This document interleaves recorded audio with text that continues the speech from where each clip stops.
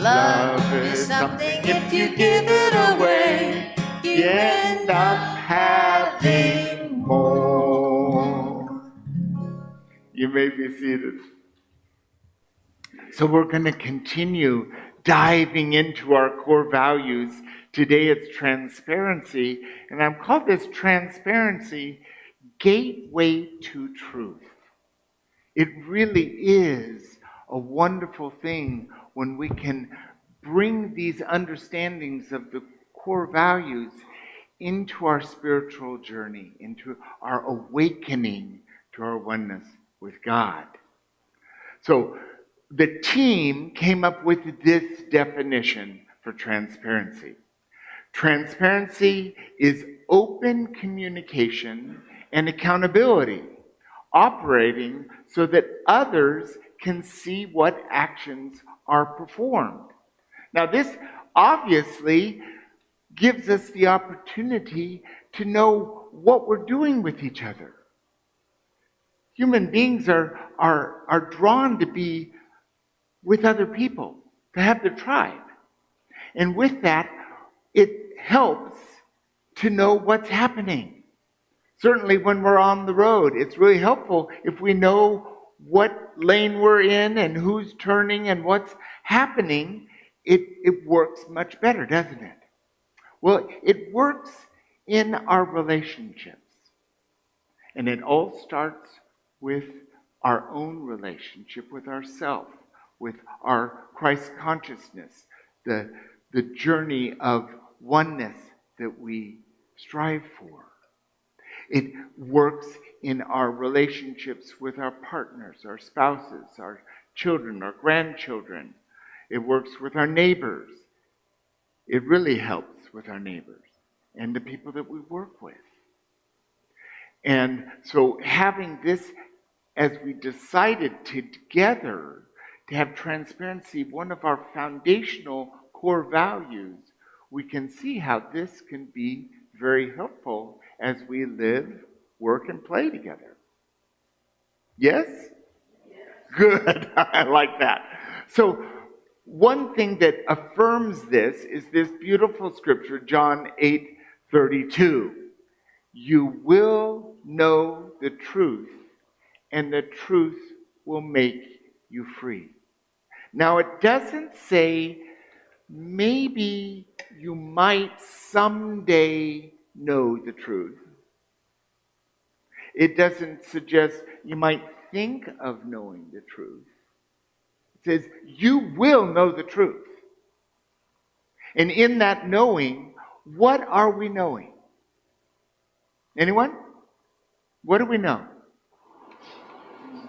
God is love. God is love. What else? God is everywhere present. What else? God lies within. God lies within. God lies within. I have a spark of the divine. Yes.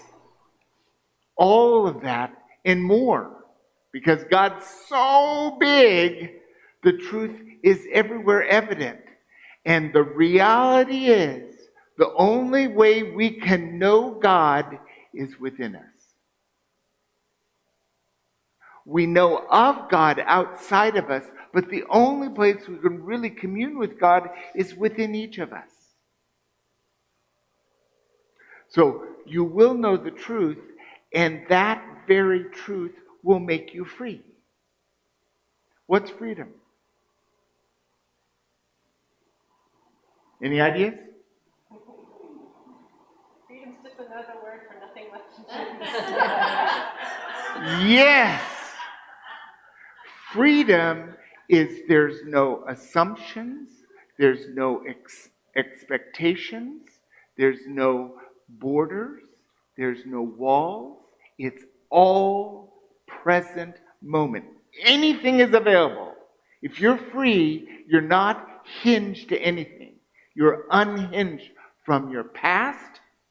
You're unhinged from the future that will never get here anyway. And you are free. Who wants to be free? Yes! So you will know the truth, and the truth will make you. I'm starting to scream like one of those ministers. Well, calm down, Gary. It's like I had a week of refreshment and inspiration, the spark of the divine within me. Well, it's shining out. Okay, calm down, Gary. We still have a few more things to talk about. Okay, transparency. What we did with our team is we made a definition, affirmation, and our individual behaviors and our community behaviors. So the behavior we came up for us individually is I share my thoughts and feelings openly and honestly. That's definitely in alignment with communication and accountability.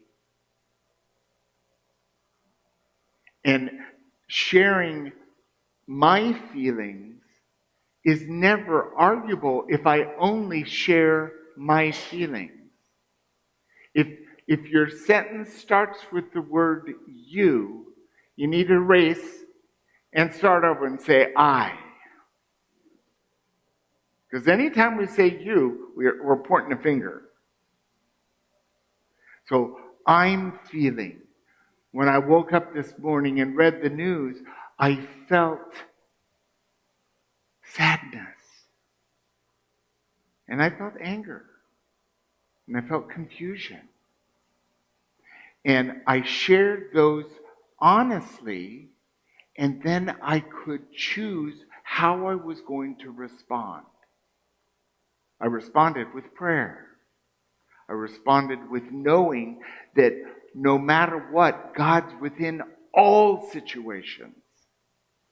The ultimate outcome is in God. And so I could come back to, okay, well, I'm going to be standing on the platform today, and it does no good if I'm standing up here going, oh dear. We're not going to get very far. But I'm aware that there's a part of my prayer consciousness that's holding the world in prayer. Like the wonderful prayer for peace. We can hold peace. And if I'm a peaceful presence, then there's peace in the world. So if each of us hold peace, there's a whole lot of peace in the world.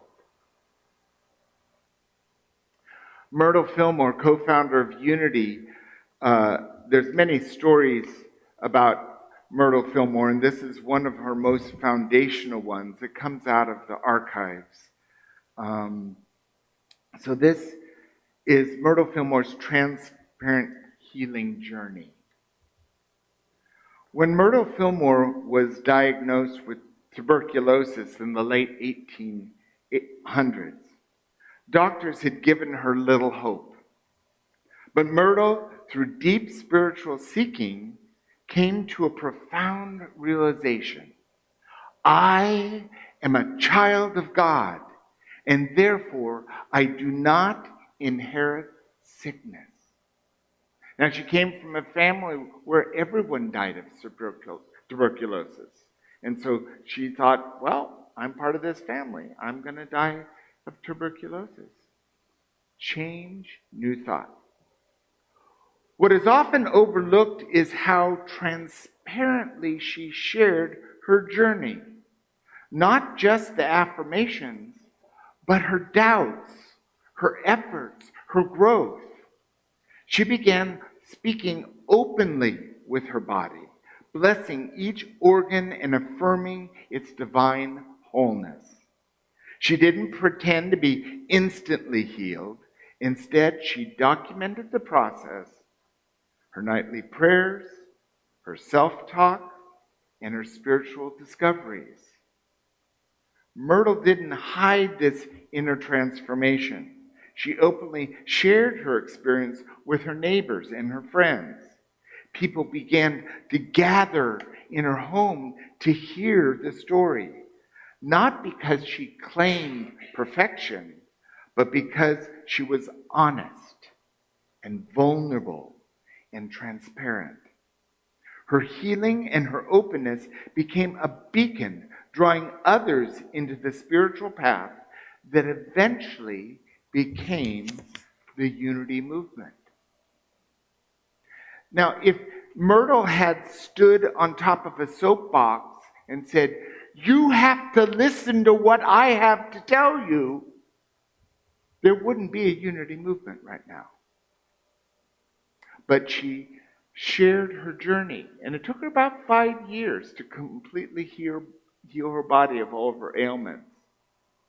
But she stayed the course, and she shared her process. She was transparent with what she was experiencing. And others came to join her in that process, and they were healed as well. Often from the outside, people look at unity as being Pollyanna. Oh, everything's good.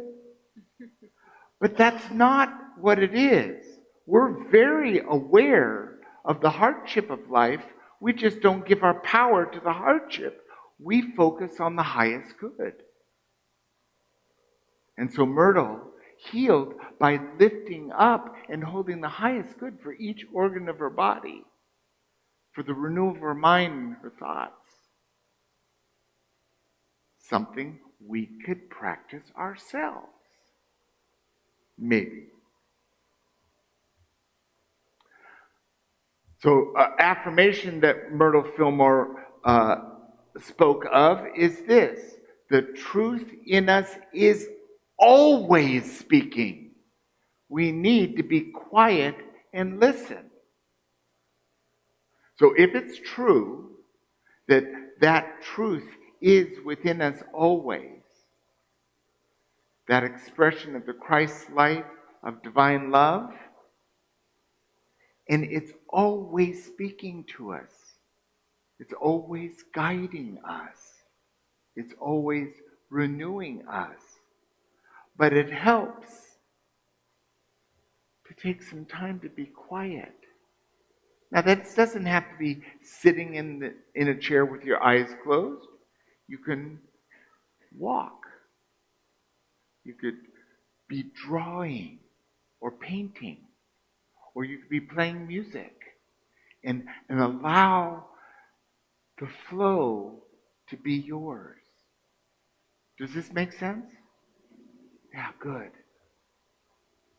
And the last piece that we came up with, and this is a living document, we can add new community behaviors, new individual behaviors. We could tweak our definition however we like.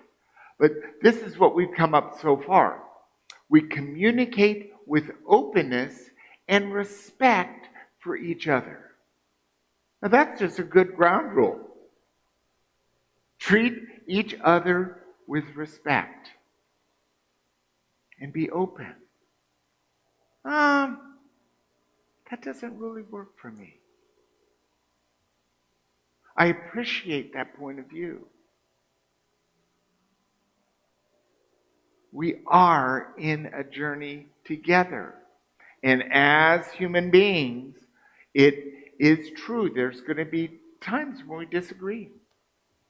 There's going to be times when we don't believe the same thing. In fact, I'm not sure there's ever a time we all believe the same thing. Because we're each a unique flame. We're each a unique expression of the divine. And we're called to different things. We have different skills and talents. So having openness and respect for each other allows us to get through this without too many scuffs.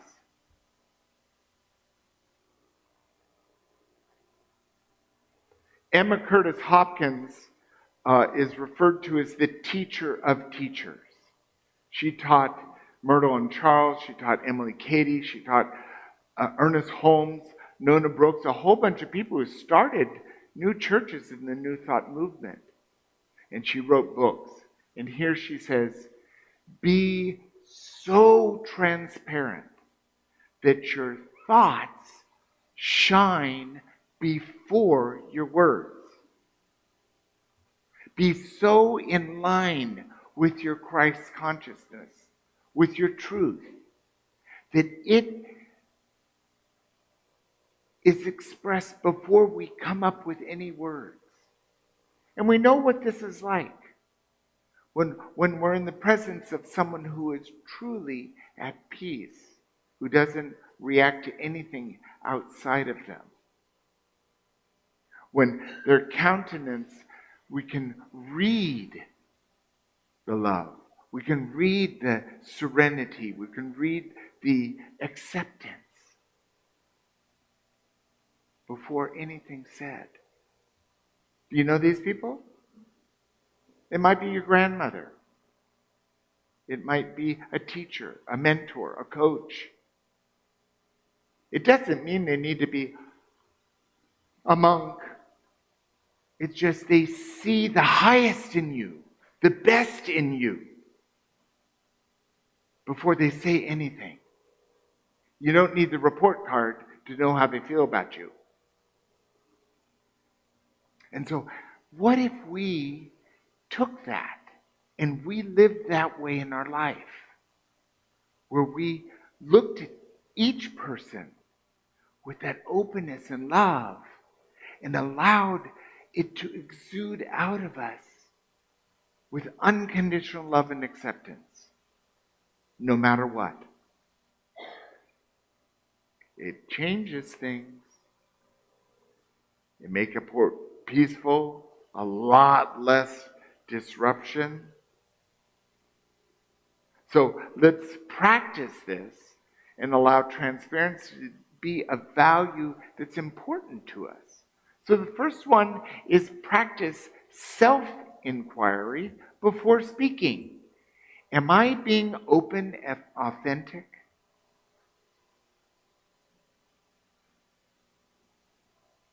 Are the words I'm about to say things I'll be happy that I've said? Or if I said this, will it create a problem?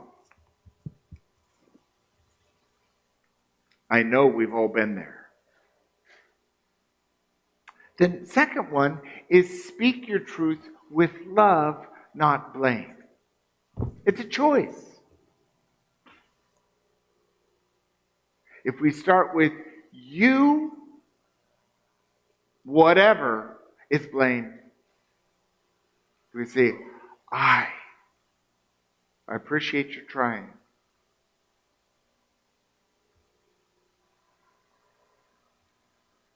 Whatever we express is what we're going to experience.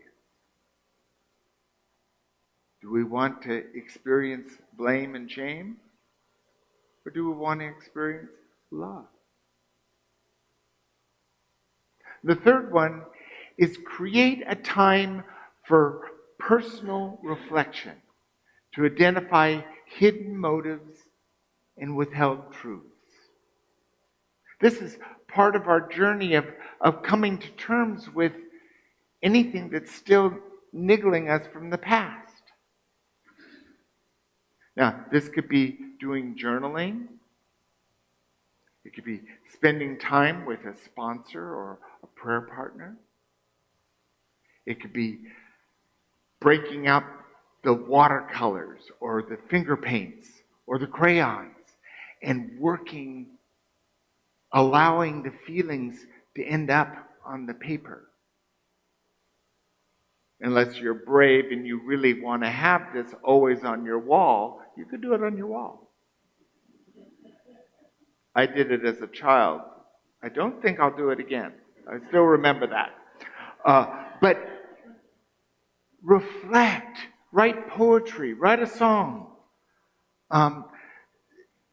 If we explore, it's amazing what memories come up when we open up those experiences.